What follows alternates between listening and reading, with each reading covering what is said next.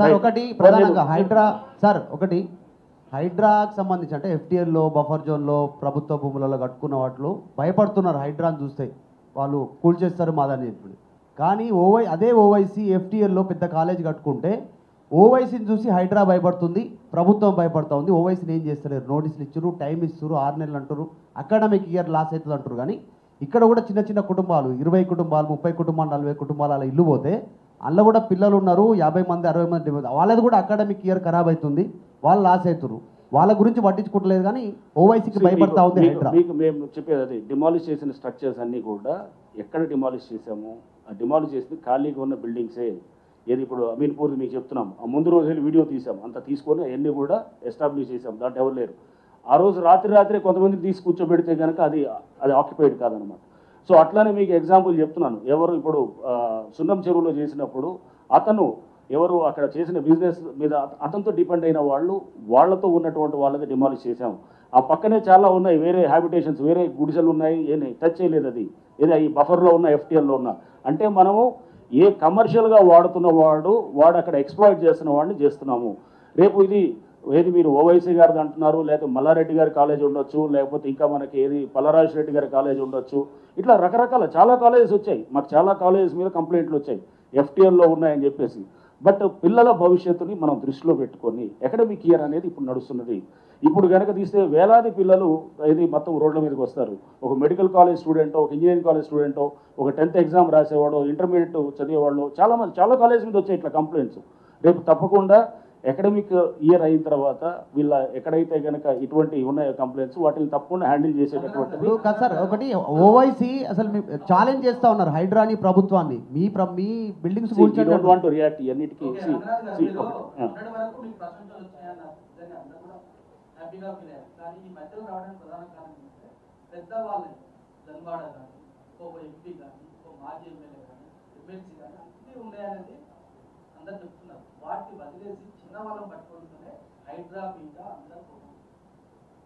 లేలే మీరు చెప్తున్నారు కదా, మీరు ఏదైతే ఉన్నదో తప్పకుండా పెద్దవాళ్ళే ప్రథమ టార్గెట్గా జరుగుతున్నది, దాంట్లో ఇది లేదు.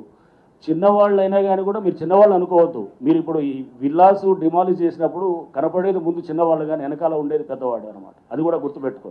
సో చేసేది వాళ్ళు చేస్తున్నట్టు అంటే ఇటువంటి వాటికి చెక్ పెట్టాలంటే కనుక అది వెనకాల ఉండే ఆ పెద్దవాళ్ళకి అది తెలియటానికే ఇది చేసేది కూడా అనమాట.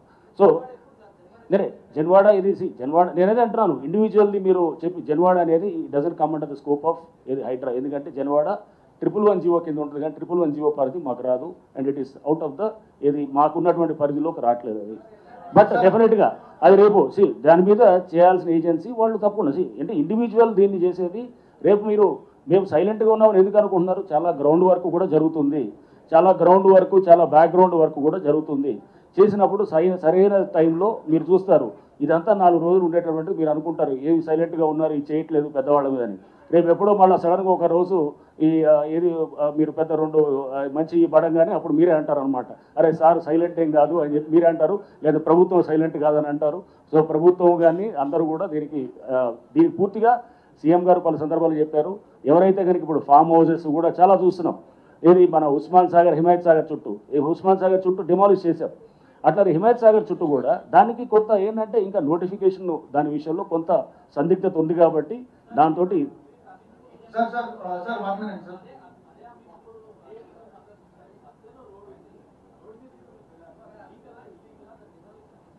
నేనే అది రోడ్డు అక్కడ చెరువు అక్కడ కూడా మేము చెప్పాము. అక్కడ ఒక ఎక్స్ ఎమ్మెల్యే వాళ్ళు కూడా ఆక్యుపై చేసేసింది దాన్ని ఇప్పుడు నెక్స్ట్ డిమాలిషనే కాదు, రిట్రీవల్ ఆఫ్ ద లేక్స్ అంటే దాన్ని మొత్తం మళ్ళీ రివైవ్ చేయడం అనేది నెక్స్ట్ అది కూడా మొదలవుతుంది.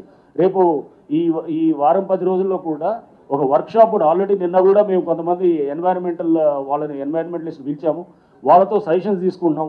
ఎట్లా మనం ఇన్లెట్ నాలాస్ మనం ఇన్ఫోసిస్ వాళ్ళు అద్భుతంగా బెంగళూరులో ఒక లేక్ని వాళ్ళు రివైవ్ చేశారు. ఇన్లెట్ నాలాసు ప్లస్ దానికి మొత్తము ఆ చెరువుని చేసి పూర్తిగా దాన్ని ఒక లైవ్ లేక్గా తయారు చేశారు. మనం కూడా అలాంటివి చేయడానికి మనం చాలా సజెషన్స్ తీసుకోవడానికి ఆ వెనకాల చాలా బ్యాక్గ్రౌండ్ వర్క్ జరుగుతుంది. మీరు జరుగుతుందని అనుకోవట్లేదు.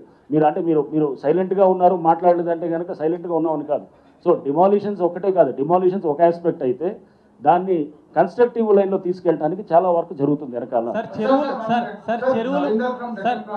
సార్ చెరువులు ఎఫ్టీఎల్ బఫర్ జోన్లలో అనుమతులు ఇచ్చిన జిహెచ్ఎంసీ హెచ్ఎండిఏలకు హైడ్రా లేఖలు రాసి సార్ ఇక్కడ రంగా సార్ చెరువులు ఎఫ్టీఎల్ బఫర్ జోన్లలో అనుమతి ఇచ్చిన హెచ్ఎండిఏ జిహెచ్ఎంసీకి హైడ్రా లేఖలు రాసింది.